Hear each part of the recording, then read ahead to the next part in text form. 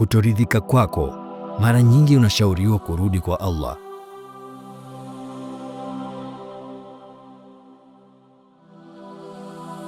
Omba kwake, wanasema. Zungumza naye, anakutengenezea njia ya kutoka, wanasema. Lakini unapaswa kuomba zaidi.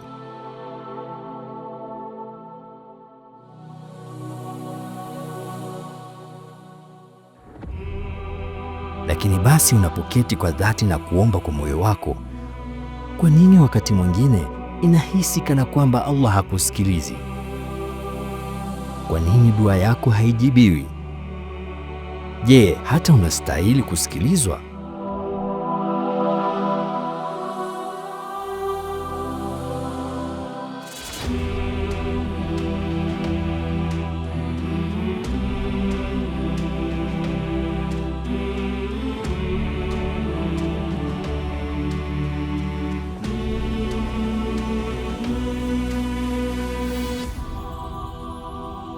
Salman al-Farisi radhiallahu anhu anasimulia kitu cha kupendeza. Anasema, idha kana rajulu da'an fi sarra thumma nazalat bihi darra'a fadaa, kwamba ikiwa kuna mtu ambaye amezoea kufanya dua kwa Allah subhanahu wa ta'ala katika nyakati za heri, na kisha anapitia shida na kufanya dua, sauti yake inapopita mbinguni, qalatil malaika sautun ma'rufun fashfa'u lahu, malaika wanasema baina yao, hiyo ni sauti inayofahamika, twendeni tukamwombee Allah subhanahu wa ta'ala kwa niaba yake.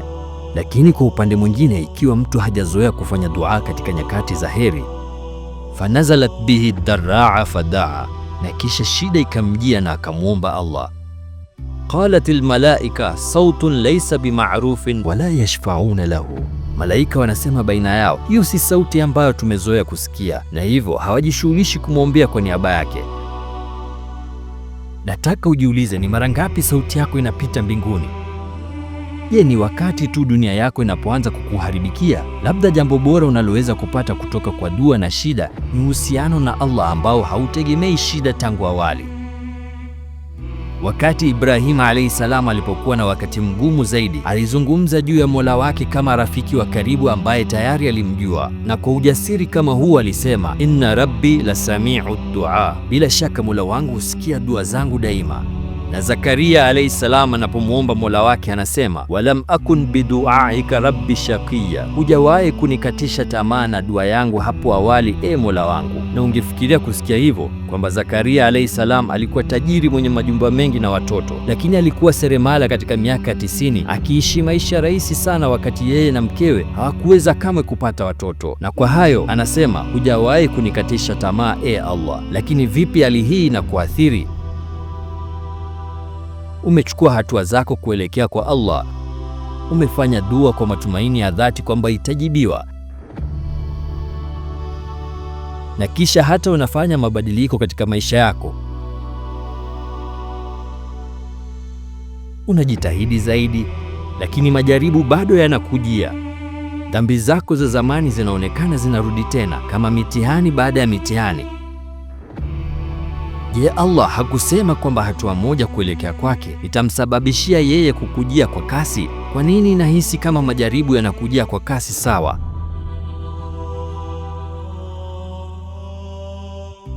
Na unapoendelea kujaribu kutovunjika moyo na kumwomba yeye kuwa sehemu ya utaratibu wako wa kawaida, wakati mwingine shida zako zinaonekana hazina mwisho. Inawezekanaje kwamba baadhi ya watu bado wanaweza kuwa na matumaini mbele ya shida zinazoendelea? Kwa nini sina uhusiano huo na Allah? Mtume sallallahu alaihi wasallam alisema, ad-du'a huwa al-ibada, dua ni ibada, na huwezi kumwomba Allah wakati tu nyakati ni ngumu.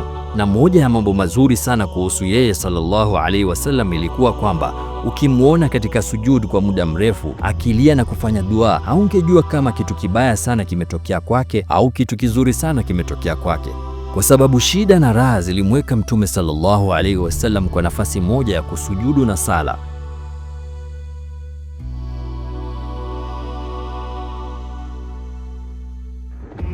Lakini kwa sisi wengine, wakati mwingine Allah huagiza dawa chungu ya shida ili labda tuweze kuamka na kutambua lengo hasa la uwepo wetu.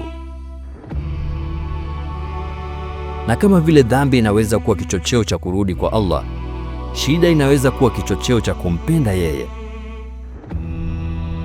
na uhusiano huo na yeye ndio riziki kubwa zaidi unayoweza kupata unapomwomba, kwa sababu kabla ya kuondolewa kwa shida yenyewe tunaweza kuhisi upanuzi huu katika vifua vyetu wakati imani inapofanywa upya na kutulia ndani.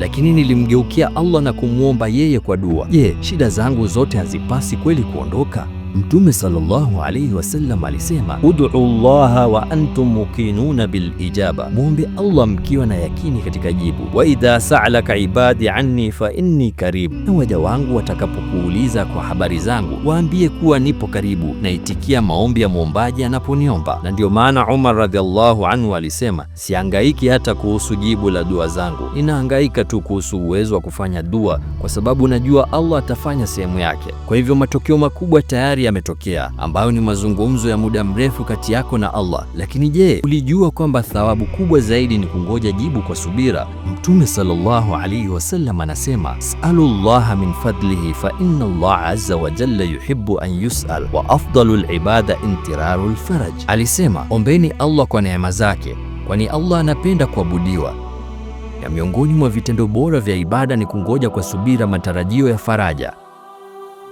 Hii ni kinyume na mtu ambaye Mtume sallallahu alayhi wasallam alisema, Allah atajibu mpaka aseme, da'autu fada'autu falam yastajib li, niliomba na nikamwomba na hakunijibu. Usiue dua yako kwa kupoteza matumaini, kwa sababu hiyo dua yako kutoka kwa moyo wako wa kibinadamu kwa hakika inaweza kubadilisha dunia. Mtume sallallahu alayhi wasallam alisema, la yuraddu alqadaa illa ad-du'a wa la yazidu fil umri illa albir, hakuna kinachozuia amri ya kadari isipokuwa dua, na hakuna kinachoongeza maisha ya mtu isipokuwa matendo mema.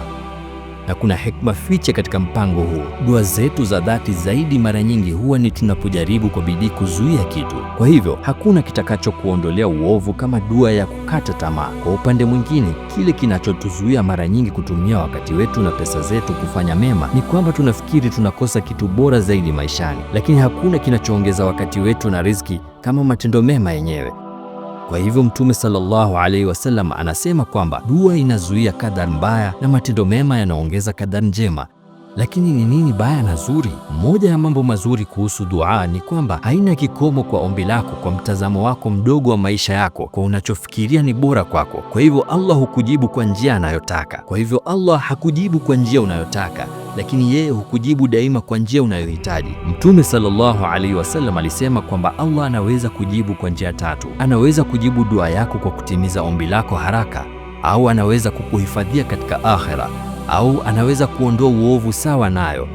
Kwa hivyo anaweza kujibu dua yako kuhusu kufaulu mtihani, kukuzuia msiba ambao ungeweza kuchukua mmoja wa wapendwa wako. Anaweza kujibu dua yako ya mahojiano ya kazi kwa kukupa kazi bora zaidi. Anaweza kujibu dua yako ya uponyaji kwa thawabu zisizofikika katika maisha yajayo, ambazo zingekufanya utamani kwamba asingekujibu dua yako katika dunia hii. Lakini huwezi kumwomba Allah kwa dhati kubadilisha matokeo isipokuwa uko tayari kuachilia udhibiti hisia yako duni, au mbaya zaidi, dhambi zinazozuia dua zako. Ibrahim ibn Adam rahimahullahu aliulizwa mara moja, kuna nini kibaya nasi kwamba tunafanya dua na hatupati jibu?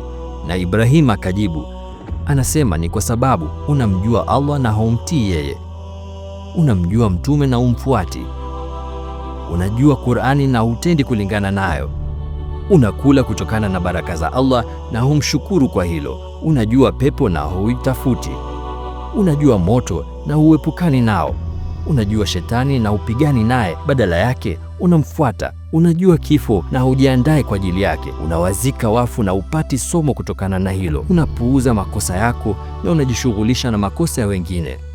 La tutallibu rabbaka bitaakhuri matlabak walakin tallibu nafsaka bitaakhuri adabak, usimdai Mola wako kwa sababu ombi lako limechelewa. Badala yake wasilisha madai dhidi yako mwenyewe kwa ukosefu katika tabia yako. Ikiwa tunaweza kuinua vizuizi vya rehema ya Allah, basi tunaweza kujifungulia uwezekano wa dua zetu. Dua ni njia yenye nguvu zaidi inayoleta mahitaji yako ya ndani kabisa, matamanio yako ya juu na ndoto zako za ajabu. Kila dua inachukua mahali fulani au inakuepusha na kitu fulani.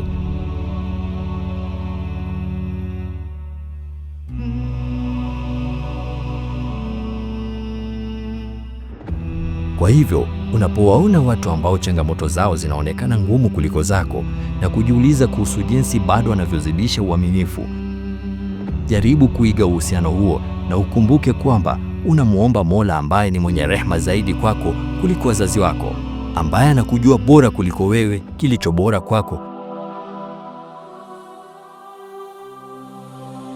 Labda unachohitaji kujifunza wakati wote huu ni subira kutoka kwa yule aliyekuwa na subira na sauti yako iliyokosekana.